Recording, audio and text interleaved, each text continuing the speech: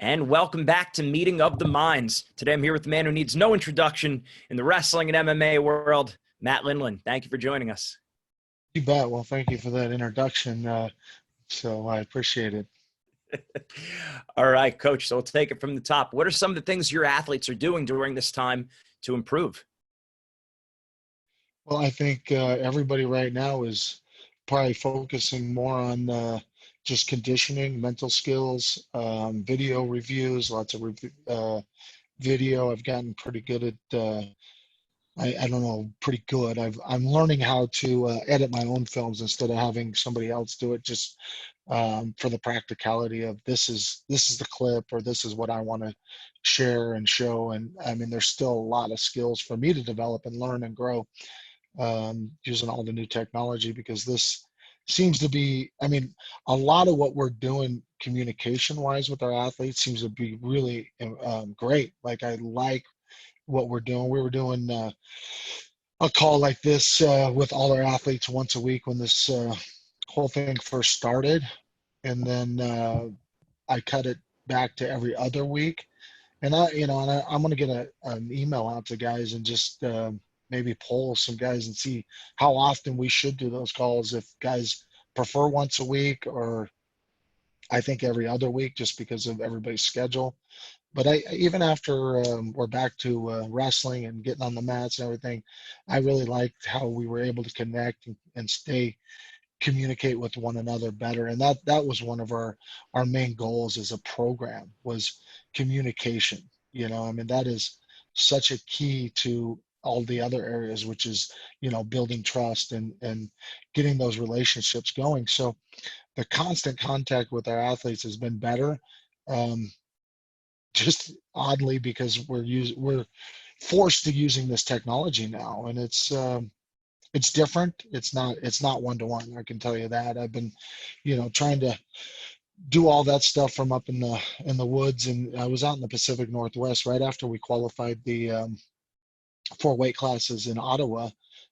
Pretty much, I got home that Saturday. On Sunday, tried to get a hold of some folks and see what was going on, but early Monday morning, I got a call from one of our executives saying, "Hey, I think things are going to get really bad, and I think we should start sending our athletes home that live at the training center, and we should, you know, look at canceling all training because it's coming." And so our leadership at USA Wrestling got ahead of this and did a really good job. I mean, between Les and Rich, just the leadership has been outstanding, and the support for the athletes and the coaches is, I mean, I couldn't ask for more. Better leaders. I'm really happy with the way we're talking. Right before our call, I just got off a call with Rich, and just knowing that if you got a question, you got a concern, or you just want to catch up with some of the leaders, they're available. And that's kind of my philosophy too for my athletes, is like, I'm here to serve you, and let me know how I can help you. And that's why communication is such a critical component to what we're trying to do with our athletes, because I got guys all over the country. Half the time when we're wrestling and competing, half the time I got guys all over the world, whether, some of them are in Italy and others in Norway, and we got a guy in Denmark, we got guys all over the world training, and this has been very productive. And I feel blessed that we live in a time where, technology can enhance maybe some of the things we're doing, but I don't want to take that human element away from it.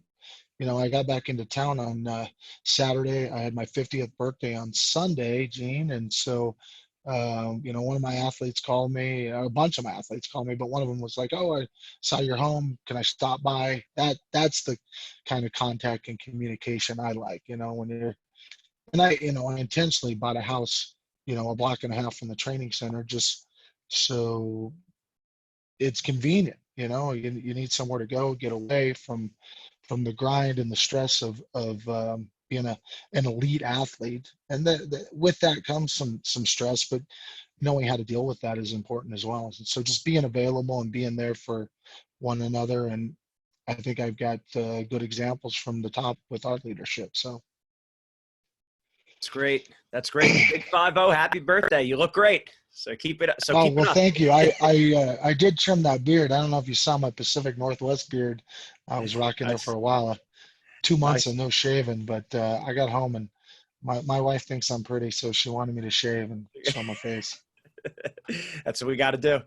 Oh, good stuff. And well, as you've always spoken, stressed the importance of communication. I think that's great. And especially as the athletes start maturing and they're operating at a really high level, there's always, at a young age, it's tell the kid exactly what to do.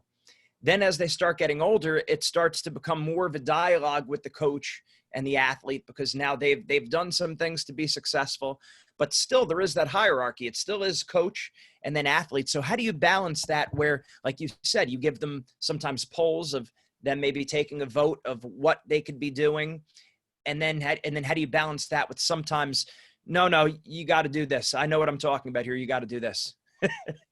Well, I don't do that as a national coach. It's a completely different environment. I've coached youth, I've coached high school, I've coached college.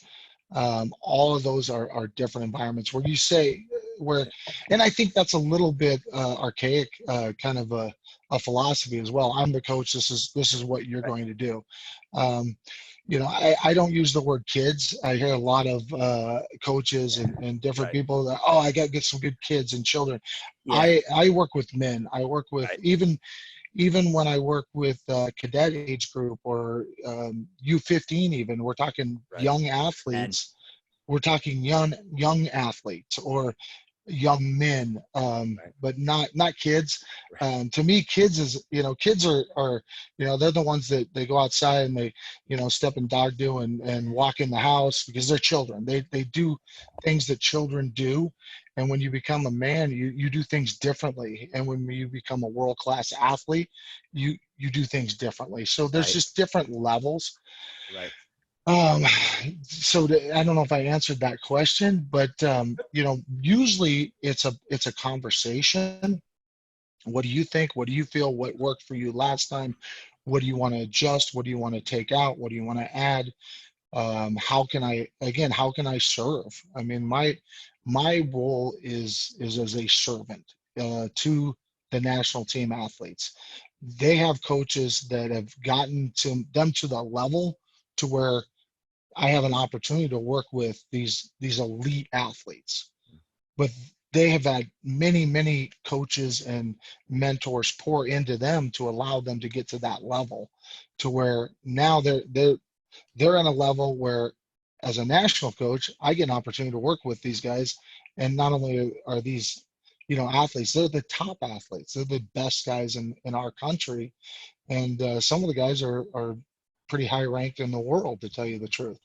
Yeah. So I'm very fortunate to have that opportunity. It's a very unique situation. There's only one Greco-Roman national coach in the country, and um, being a national coach is a lot different. It's you are working with the athletes. You're not mandating. You're not sending down like orders. It's just like I said. You know how you got here. How can I improve you to a level? What can I do to get you better? Makes a lot of sense. And now with your career, with competing in World Olympics, going for UFC, everything that you've done, what were some of your philosophies as an athlete that led you to a high level of success that you've now brought to the U.S. national team, and philosophies, team principles that you share with them that helped you along the way? That's it. I mean, that's a great question. But, I mean, my philosophies came from wrestling because I started as a wrestler before I went into MMA. My whole background is I was never a combat athlete. I was a risk taker. I love the risk. And right now we're in this time of panic and fear, and I think there's just not a lot of hope for people that maybe don't have the spirit of God inside them, because they don't know the Lord, so they have fear. God has a Sure. plan, and we don't know His plan, but it's going to work to our benefit and our good. So whatever is going to come out of the situation is going to be for the glory of God. So And start out with that premise. yes. So the first thing is, yes, we all have fear. We have fear of underperforming up to our potential for what we want to do. We have fear of disappointing our coaches and letting people down. Maybe the hubris takes over, and we don't want to look bad in front of an audience or television. There's those fears. So leaning into fear is just always kind of been a theme of mine, and saying, oh, that makes me a little nervous, or that's an intimidating thing, and just do it, whatever that is, whatever you fear, that means you have to go chase that down. You have to go do it. And I got into this sport very late, compared to what I see in our culture. And I don't think it was late to me. I think it was the perfect timing. I was exposed to the sport as a 7th and 8th grader, and we had like 4 or 6 weeks of wrestling. We were wrestling, and it was folk style wrestling, and that was it. Like, wrestling's over. And I was like, oh, when it came back again the next year in 8th grade, they were like, do you want to do this again? I was like, yeah, I'll jump in there. And that was about community. That was just about being around my peers, and not only my peers, but some of the older kids that were coming back to coach were guys that I looked up to. I mean, these guys were alumni at my grade school, and they've went on. Now they're wrestling in high school, and they're winning matches, in high school in the big leagues. And so just being around these older athletes that have kind of gone through the experience. But then I put it away, and I didn't know anything about it. I went back to doing what I did, and I was an equestrian athlete, and um, I like to jump fences on my horse, and that was kind of my, that scared the hell out of me, and so I had to go do it. And every time I did it, it was just such an exhilarating sport. I loved it.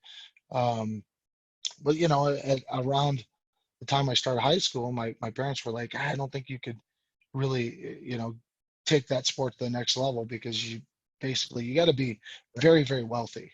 And that wasn't my family. We were, pretty lower middle class, or, we were working family. My mom was a hairdresser, and my dad brewed beer, I mean, they were just working folks. And, so, and during that time, it was like I went to high school, and that was a terrible experience, just leaving a rural grade school, K through 8, and then going to this big high school in the city, and going to the town. And it was like trying, you're 15, you don't know what's going on, and just you're stuck into this new environment. And you know it was odd, but they offered wrestling in gym class, and I'm sure they lied to me and said, you're great, you should come out for the team. And but whatever it was, I believed them, and I showed up for the team. But you know within that team, I started to build a community of friends, like-minded individuals that wanted to work hard and train. And I certainly knew how to work hard. I grew up on a rural farm. I milked goats in the morning. I slaughtered beef and hogs, and I mean, I just lifted hay, whatever you had to do around the farm. So I definitely knew how to work, and I kind of like that element of the sport of wrestling. But what I loved about it was the risk. And I think when I think about international wrestling, that is the number one tenet of our sport, is to take risk. The higher the risk, the higher the reward. And you take more risk, and passivity is forbidden.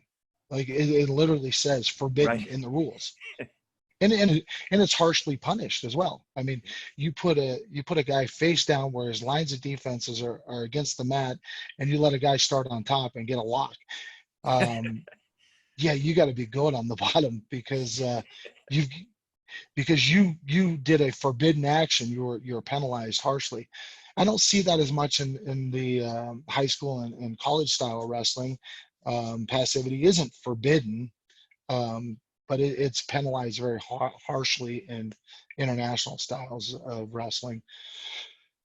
So I like those tenets of the sport: risk and adventure. And I was bullied as a kid, so it was like, oh, I'm gonna learn how to fight too. And I looked at it like I'm learning to fight, which Yeah. literally that's what I'm doing. And I think too often the American culture says, oh, wrestling's a sport. It's a martial art. and it's an Right. art form. It's the form of art that I've chosen to pursue.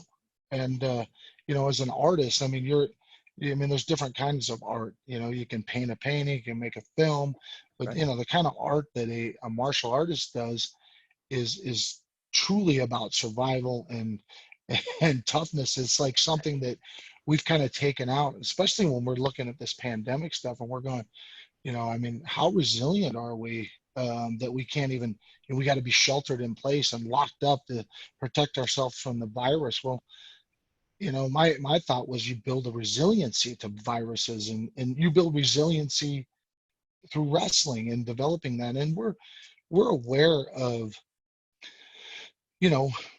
guys get ringworm and impetigo, and I mean, we're kind of that sport, so we understand. Wash your hands, take a shower after you train. We do those type of things, disinfect the mats and the surfaces. I think we're really positioned well here because we take those precautions, but we're still willing to take that risk. And Right. it's odd because I thought we were staying home to flatten the curve, and so we didn't overwhelm the hospitals. But now it's like, so we don't want people to get sick and die. People are going to get sick and die every day, That's life. not just from this virus. Yeah. But if you don't know where you're going at the end of this, it's scary. It's scary. So but if you know that God has prepared a place for you in heaven, and you are one of his children, and that's, I mean, the image of God is a father. And as a coach, I want to project that image of Christ onto my athletes, and I have a father's heart for these men, and some of these guys that I work with grew up at a real disadvantage. There's many guys that are in our program that maybe didn't have a father in their lives, or their father was not very present, or he wasn't around and available. And I think that really puts a lot of young men at a disadvantage. Um, and so just pouring into my guys with a father's heart. I love you. I care about you. I want what's best for you. And what do you think is going to get you to that next level? And asking those questions and communicating back and forth with the athletes, and not coming down just because I do know what's better sometimes, but I could be wrong, because what's best for me may not be best for this individual.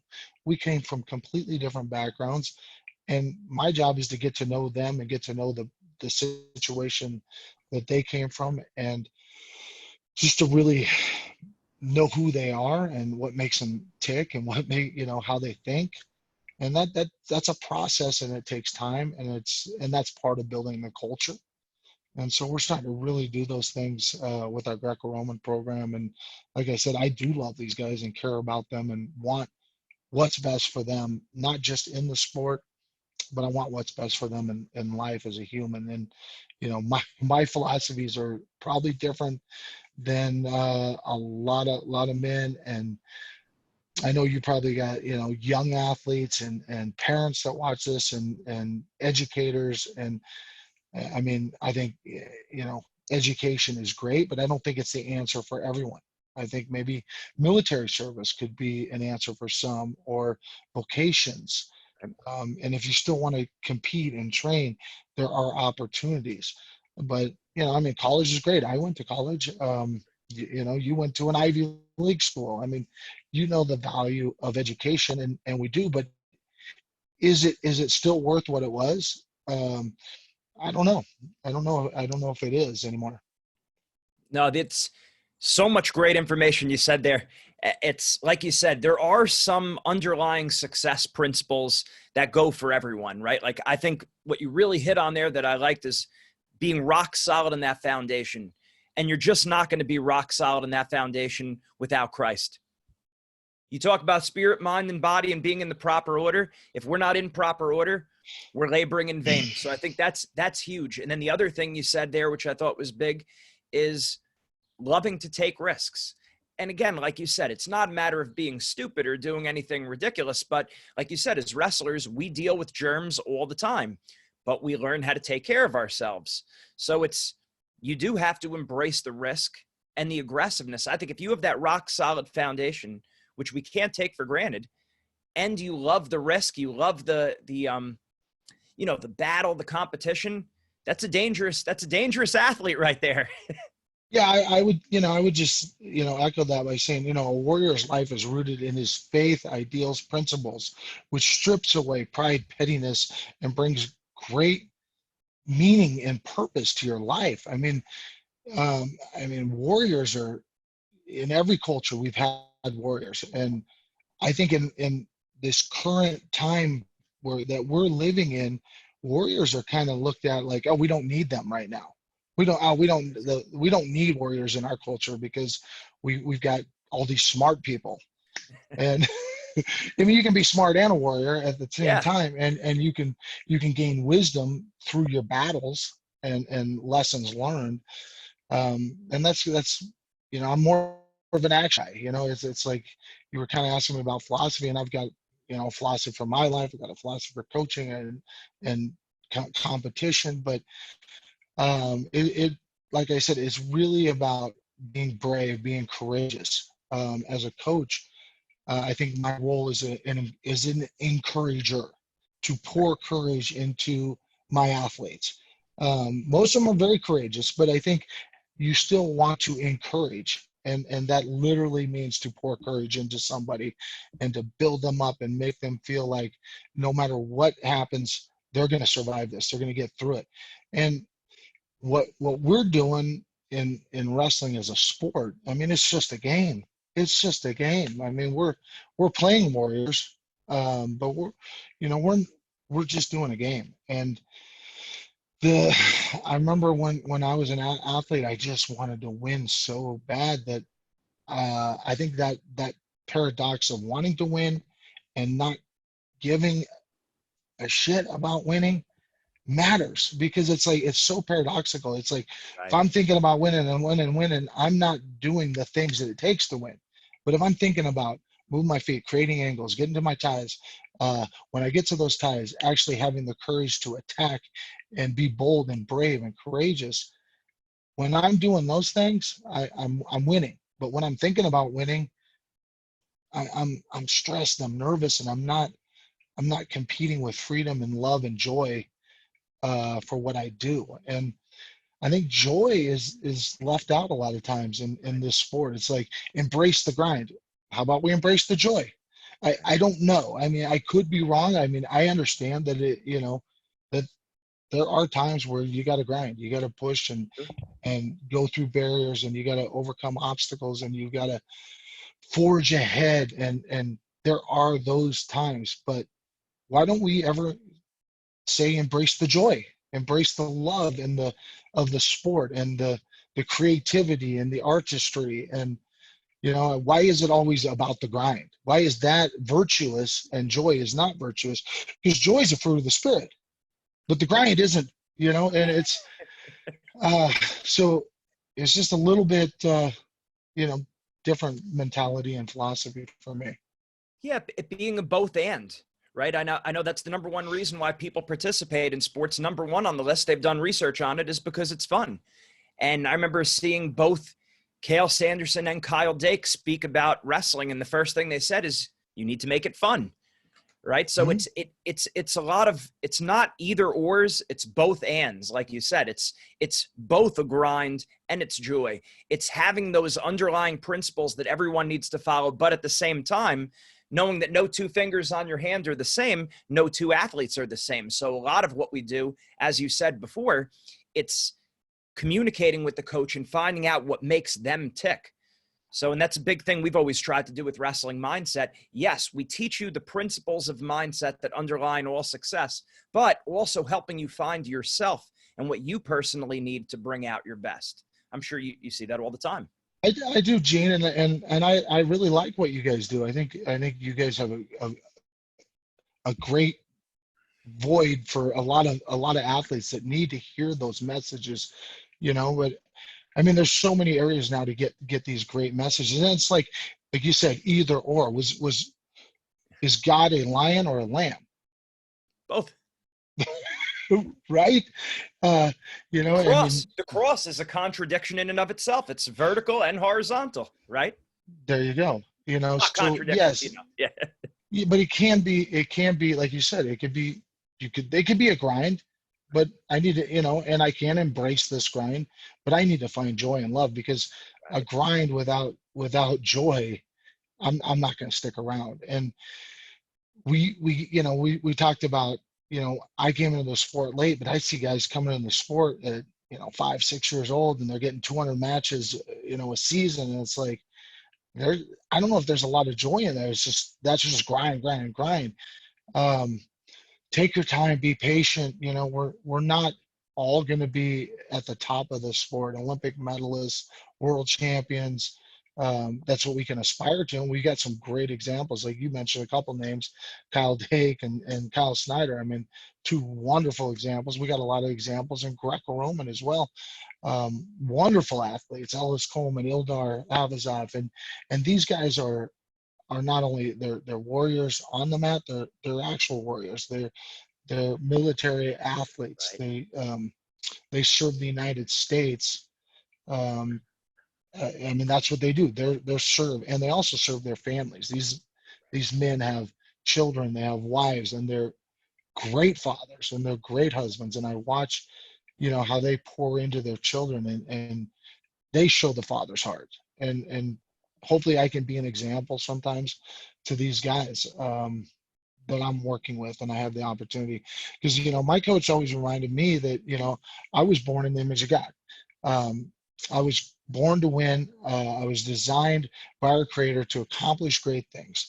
Whatever I set out to achieve on or off the mats, I was engineered for success and endowed with the seeds of greatness. And I know that my coach prayed for me, and I pray for my athletes daily. I care about them not just winning. I care about them growing and being better men to lead their families, and pass the sport, lead companies, and leaders of leaders. So I mean, that's kind of my philosophy in a nutshell. So That's great. No, that's great. And I think that's also a very important point that I hope coaches are praying for their athletes. That's one of the things we say with our mindset coaches. I'll write on our mindset coaches Facebook board, make sure you're praying and fasting for your athletes. That's very important.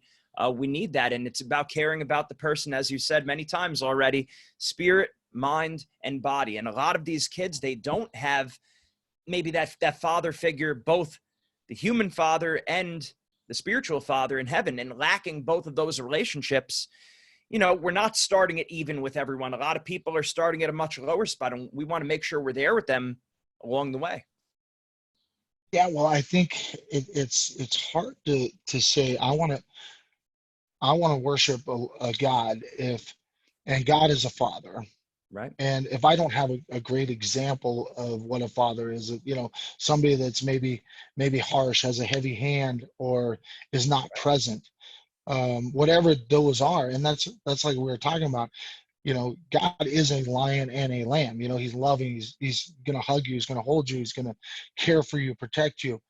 But he's also gonna correct you. And Right. I mean, Christ made a whip. When he whipped people, I mean, Yeah. he He was didn't he didn't clobbering. bring a he didn't bring a whip. He just made one and Yeah. started whipping some folks, Yeah. because they needed to be whipped. That's the lion. But he Right. also loved and cared for people. And when he was hanging on the cross, I mean, that was the lamb hanging on the cross, because he didn't have to hang on the cross. He could have summoned angels and got himself off of this cross. And it was like, but he did that for us so we could have eternal life, and we could have the peace of the Holy Spirit. So you know, just showing my guys that I love them like a father should love, and being that example. So, and I've raised two kids, and hopefully they know they're loved by me and I care about them. And but I have more to share. So I want to work with these guys, and I want to see them succeed and reach all their goals. So, and I mean, I get to work with really, really high level, high achievers, high performers, quality young athletes. So it's just a blessed opportunity where I'm at. That's awesome. That's awesome. Any kayaking recently? Just popped into my head there. You know, Speaking of risk taking, activities of risk. Yeah, you know, I was a two-sport athlete. I competed in wrestling through the Olympic Games, and then I went into MMA. And as I was transitioning out of competitive martial arts, I got into competitive whitewater and made the national team on in that sport. So um, really just embrace that fear and saying I want to challenge myself and get better. And so I started that in rafting and got to a pretty high level domestically in the United States. We were I always didn't in the realize top that. three. I didn't Oh yeah, realize. my team was always in the top three, and it was really fun because I got to come from this individual sport. We have a team around you that supports you and cares for you and works with you, but they don't go out on the mat with you. To working with a team, and we competed in R2, R4, R6. So we either had six member teams, 4-man teams, or a 2-man team, depending on the style of rafting we're doing and the water and the race. And so it was this working with in partnership, and it really drove home this teamwork model for me and my mindset of how to treat teammates and how to work together, and made me a better coach just learning how to do that. But then I came here and took this job, and I retired from competitive whitewater racing and decided to start learning kayaking. And I got a coach that's he was an Olympic alternate in the 96 games, and has worked with me. And when I was out in Oregon, I called my coach up and was like, "Can we get on the water?" And so we had an outstanding run on the Clackamas River couple just last week. And then I got back to town, and me and Coach Barber were going to try to get out on the Royal Gorge, and water's rising right now. And he had to work on Wednesday, and so we tried to reschedule it for Friday. I got a bunch of calls Friday. We're going to do it on Monday, the holiday. We got a holiday, and I'm going to take a few of my athletes on Saturday. We're going to raft the gorge, and then I'm going to kayak on Monday over in Browns Canyon on the Arkansas. So yeah, I'm definitely looking forward to a little adventure. There's no other form of travel that refreshes the soul as well as traveling on water. I can't replicate that feeling and that joy of being in nature and just being within the creation of what a creator made, and just it really does bring me peace and joy, and it just refreshes my soul. So yeah, thanks for asking. I am going to get out on the water this weekend and Monday. I guess that leads to a follow-up question there of how is your experience with kayaking and competing there, and just in general, how's that improved you as a coach for wrestling? Well, kayaking and rafting are very similar sports. They're both on the water. There's a lot. I would say it's probably like the different styles of wrestling. I mean, you can stand up paddleboard, you can kayak, you can raft. I mean, all three different modalities of getting down the river, and they all have a different subset of skills. I mean, you're standing on a paddleboard, and different. You're sitting down in a kayak, and you're by yourself, or you're in a raft with a team. All those guys do R1, and that is a fascinating skill that I want to get more into developing. I've done some R1ing, but you know, it's there's some really really talented young athletes that are just raising the level of one man in a raft. But the dynamics of working together with a team, let's schedule another call, and I will share with you a presentation sometime that I did with my athletes. Let's Be schedule this awesome. another time and share how those different philosophies. But in a nutshell, we're all trying to get to a destination. Whatever, I'm a mountain climber or I'm an Olympian, I want to get on top of that podium, or I want to get to the bottom of the run on this river. And how are we going to help each other get to that destination? And kind of using that analogy of we're in this together. And when you're in a boat together, you have to work in synchronicity.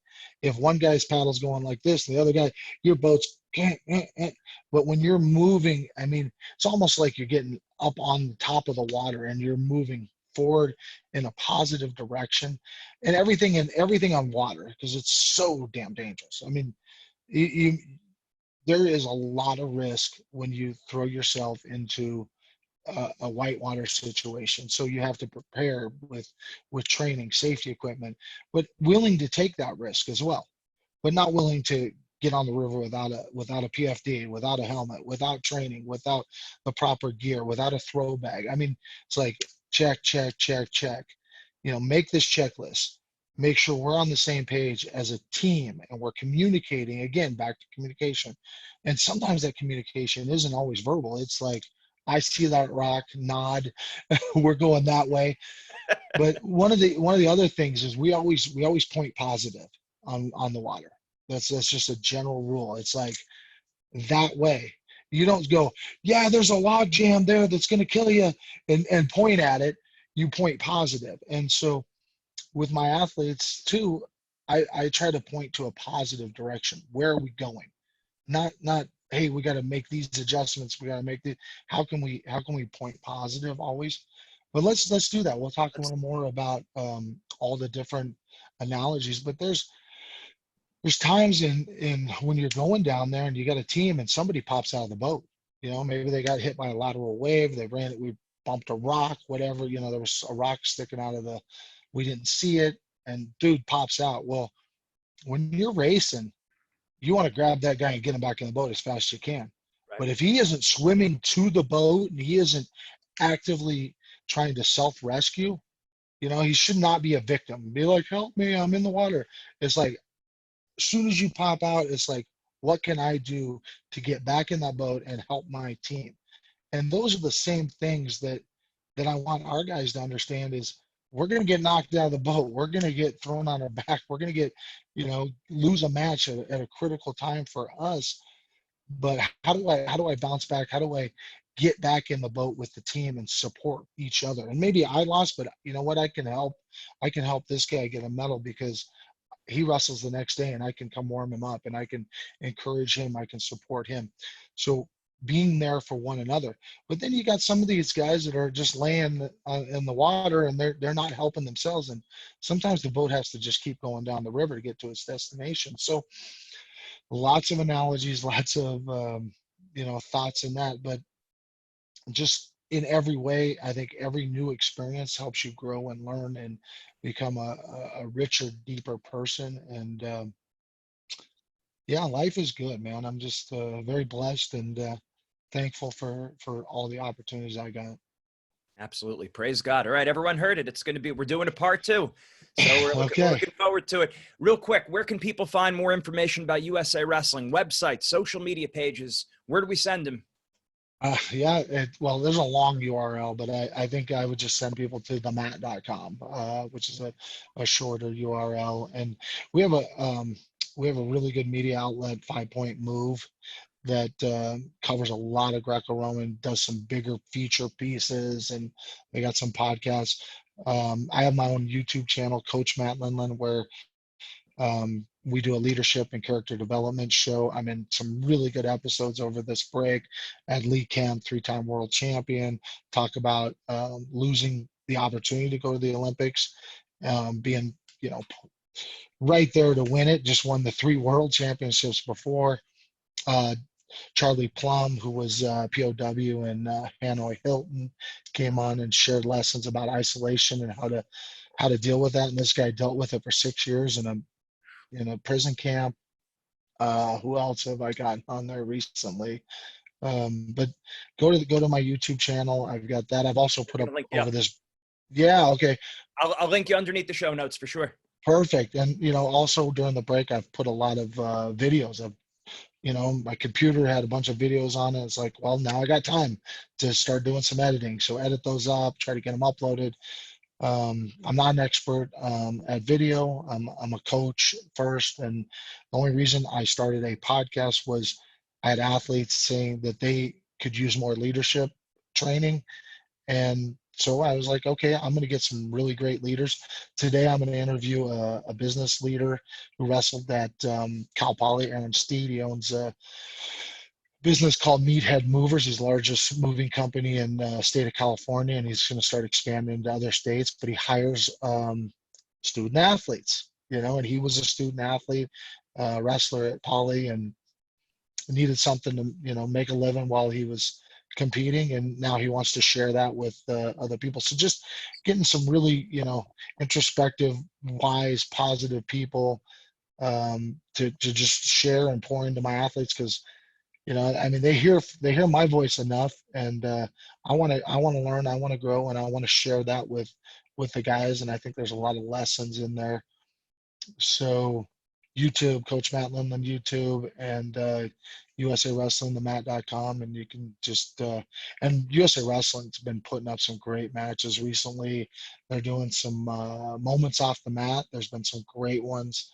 I think probably my favorite one was the military coaches talking about what their programs bring to the sport of wrestling and how beneficial um, that is to USA Wrestling. And for us, for Greco-Roman, I mean, in freestyle, we got the RTCs and the college system, which just pours into our freestyle athletes. And we're starting to get some traction with Illinois, and Cornell was kind of our, where they started. Rob Cole's a real bright guy, smart guy, innovator, great leader. He was like, let's do this. Let's start, Greco-Roman here at Cornell and other colleges. We got Michigan State and Stanford, and now Nate moved to Oregon State. So I've talked to Pendleton and Navy, Colat's out there. I mean, we're starting to grow our reach inside of the college programs, which is great. But one of our biggest assets is definitely the military presence, and with the Air Force right here in town, I get to work with those athletes. Army's here. I try to go down to WCAP when we're wrestling a couple times a week. Want to get out to North Carolina. It's on the other side of the country, but just having the access to that, and the military just develops leaders. That's what they do. I mean, that's their mission, is develop leaders and warriors. And that's what I'm looking for in our program, is guys that can be leaders and can be warriors on and off the mat, and have joy for what they do. That's awesome. Great stuff. And actually, during this whole COVID time, I put together a 5-part series on building virtuous leaders. So I'll kick those worksheets over to you. If it could help the guys at all, yeah, I'll send that on over. I would love to get anything you're sharing like that, Gene. Like I said, I really appreciate how your group has come out and shared messages with our national teams during camps, and we've had some guys working with our development guys up in northern Michigan, and just you're doing great stuff. Your whole organization is doing great stuff. I'm meeting coaches. You're expanding your coaching network. You're coaching coaches now more, Right. and that's how you're going to grow. That's how we're going to grow as a sport of Greco-Roman within the United States, is not developing one athlete at a time, but pouring into coaches and pouring into leaders, and having them share with their athletes the joy of doing Greco-Roman wrestling, and how much fun that can be. And I just think there's a lot of athletes out there they love wrestling, and maybe they don't get as much joy from riding a guy on the mat and holding them down, and they'd rather throw him on his head, and so I mean, Let's do it. Yeah, absolutely. Great stuff, Matt. And we'll do a part 2 on kayaking and wrestling and how you build the lesson around that. That's going to be exciting. Okay, I have a little PowerPoint I've shared with my teams, and I'll share that. We'll figure out how to do that. I'm willing to grow and learn the technology, so we're gonna have to do a screen share. Have you done some of those? I have, but I really Screen wasn't. shares? I've had the people on my team doing more of the screen shares, but we could figure that out. Yeah, okay, that's what I want. I was hoping you would teach me. We'll see. I'm pretty sure you just click this green little box right there where it says share screen. I think. All right. Well, We'll see how it goes. yeah, for sure. We'll definitely give that a shot. Well, Thank you. thanks for reaching out and getting me on your show, and keep up the great work. All right. Thanks a lot. We appreciate it, Matt. Take care. You bet. Bye.